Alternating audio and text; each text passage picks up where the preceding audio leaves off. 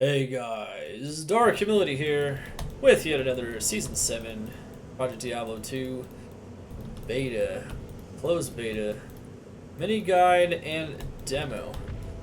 This is a guide, this is a build I've actually never demoed before on YouTube, and it would be a good opportunity to actually show you guys what this is capable of. This is a cold druid. It uses primarily just Hurricane and Arctic Blast. Do an insane amount of damage. It can also be used in group scenarios to also debuff cold as well, but the debuff I don't think is quite that effective because it doesn't last for an extended long amount of period of time. Friend in this forsaken camp. You can continually cast Arctic Blast to debuff cold damage for other members of a group as well in a group mapping scenario. I'll of course now show off this guy's stats. So this is a cold druid. You just get enough points into strength to wear his gear, enough dex to wear his gear, and just the rest into vitality. Pretty simple, right? Jonan, thank you so much for the follow. Welcome to the cult of Xana and Druid Stay. Okay, so now Tench Q as well. Max res if you can get it, but you do have pretty strong Cyclone armor. Not nearly as strong as like LOD's Cyclone armor, but it's pretty strong. One thing to note is you can actually put all your points into energy to buff Cyclone armor, but it doesn't quite have the same effect as it would on a Necro, because it only protects you against elemental damage. I think physical damage typically is more dangerous, so it's kind of up to you. It's a potential option there, though. It's kind of neat. Of course, in general, FCR and a lot of other typical stats aren't super important. Faster hit recovery would be nice to have more of that. I do not, but it'd be nice to have a bit more there. And you can definitely make use of that. In general, of course, more corruptions on items means you can get like more sustain, more life per kill. Stats of that nature. Let's see. And I find the elemental skill or GC. Thank you. Yeah, so there we go. I have a bit more faster hit recovery now as well. Alright, let's go over the skills. Skills are pretty simple. I like to have max gust, so I make sure I have my 0.5 cooldown gust, which is really important for moving Hurricane. Hurricane does a ton of damage and is a very huge source of your damage on this build. As you can see, the damage is also incredibly consistent, so being able to move your Hurricane and move quickly is very important. However, you also have a lot of damage from Arctic Blast as well. And with the debuff on top of it, Hurricane will actually do even more damage. So it's pretty effective stuff, and then you just max out all the synergies. I also like to have 1 point to all the summons as well, because they do provide you with an important meat shield on this particular build. But sometimes you're just going to be sitting there and ticking on the monsters. It's kind of a face sitting build. It's kind of how it works. And you want to sit on as many faces as fast as possible. Mercenary is a Conviction Aura Mercenary. Defiance, very standard Mercenary. Survivability type build with Conviction Aura for negative enemy cold res. As you can see, we do a lot of Hurricane damage and a lot of Arctic Blast damage. It's mostly about getting as much negative enemy cold res as possible, and also percent cold damage and plus skills. This weapon here, nothing's going to beat it. It's like 9 to Arctic Blast. It's pretty insane. Also giving you really good Hurricane as well. So Frostwind is usually the way to go. You're going to have negative cold res there as well. You get more negative cold res here. You can have Enigma or anything else. Nightwing's percent cold damage, negative cold res, pretty straightforward, plus skills there. Negative enemy cold res and Black Oak Shield is very nice. It also gives you some extra survivability, which I kind of like. And then some, Tri-Res Boots or Travs MF. Plus skills, FCR, Frostburns. If you want a little bit more FCR, you definitely can do it and use this. If you want even more FCR, Medusa's Gaze is a very good option here. And yeah, overall, very good stuff. Make sure you have your Cannot Be Frozen. And then, of course, just a bunch of LEGCs, Druid Torch, Annie, Life Mana, TTA, and Lidless Wall. Alright, let's go into demoing this build here for you guys. Show you guys what he's capable of.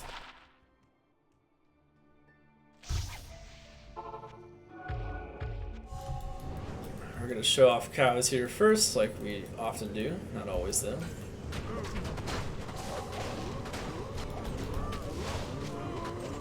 "28th of April is season 7 season 7 PD2 release date.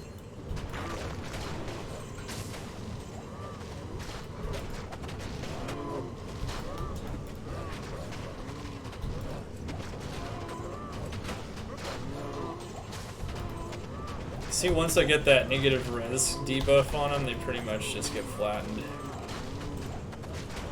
Remember, you can't get the res below 0. It just works at half effectiveness below 0, which is fun.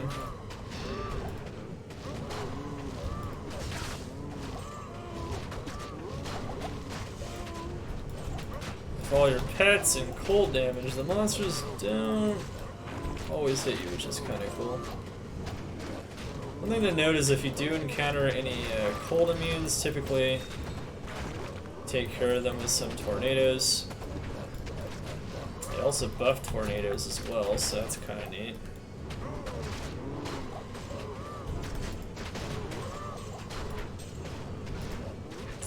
I wouldn't say this is like necessarily the fastest mapper in the universe, because once again,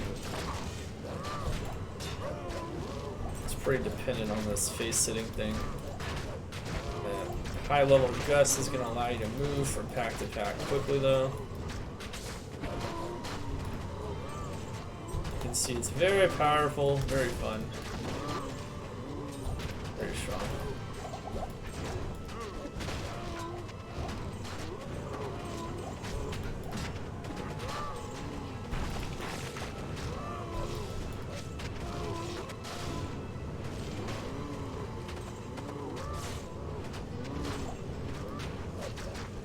Pretty cool, right?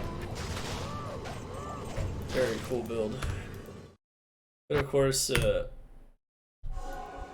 think the playstyle is more like telestomp and spin your Arctic Blast fast enough. Yeah, I've been trying to do that, but yeah, what someone said in the chat is actually very important there, and that is that getting that negative cold res debuff on the monster is often the priority.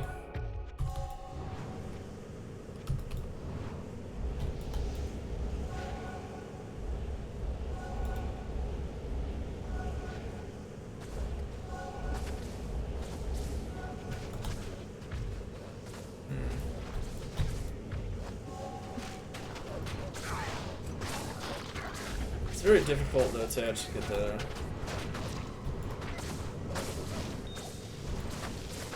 only thing though is if you kind of spin around like that, often doesn't do actually that much damage.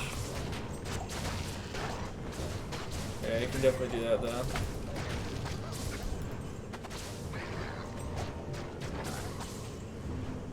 And it's kind of interesting.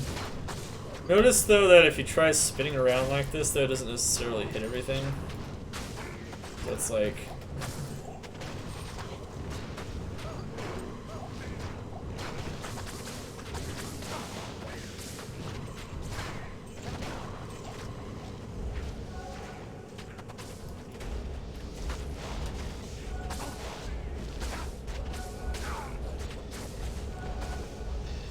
how are they even able to get close to me? What is this nonsense? Yeah, materials might drop. I guess it's probably a Templars. I just ignore items for testing. It's just testing. Items are a distraction, okay? You're a distraction. Treat them as such. Ruin your RNG as well. Yeah, I noticed I can use a tornado there. It's still pretty good. Try that cyclone armor stays on.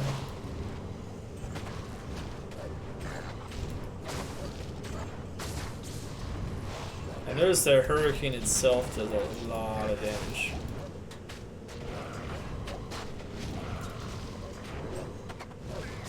Try to spread around that Arctic blast, man.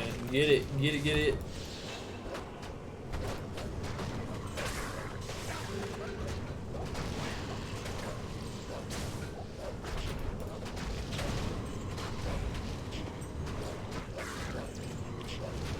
Pretty strong stuff there, right?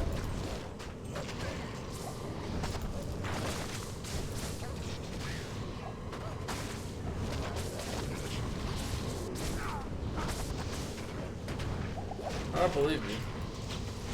I really do. Yeah, trying to find that speed is a little difficult, but you can do it. So, very cool stuff, of course. And then, of course, we can also show it in a fortified map as well, potentially. So you guys can see what it's capable of there, and GG. Of course, if you guys haven't seen my full Wind Druid build guide, it's still 100% relevant. And of course, the Fire Druid guides I have on YouTube as well are already still relevant for Season 7. So definitely check those out if you're interested in other Ellie builds. But this one's special. Of course, you also have Rabies Druid, Fury Druid guides, which are still pretty or completely up to date. Check these out.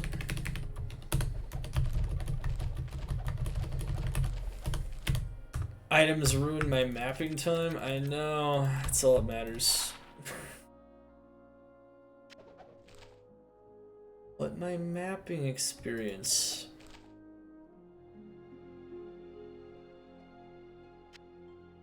I don't have any block anyway. Okay, and go fortify. Kind of interesting to see how this character stacks up here.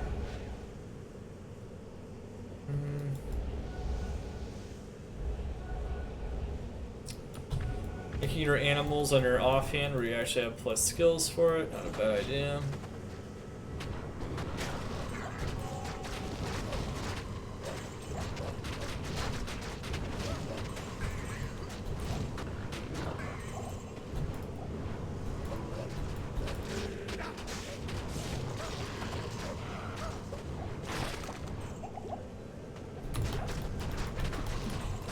I force a map event.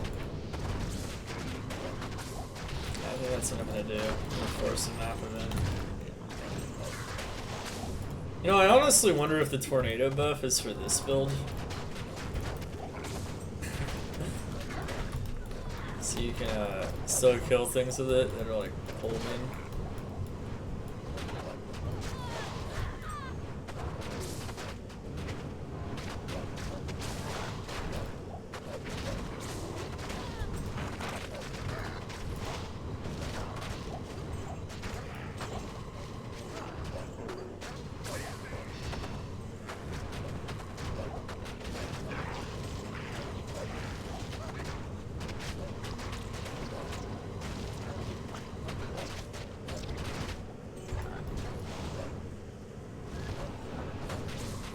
Very cool build.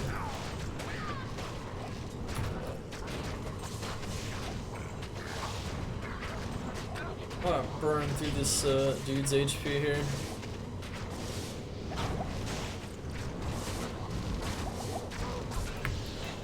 Oh yeah.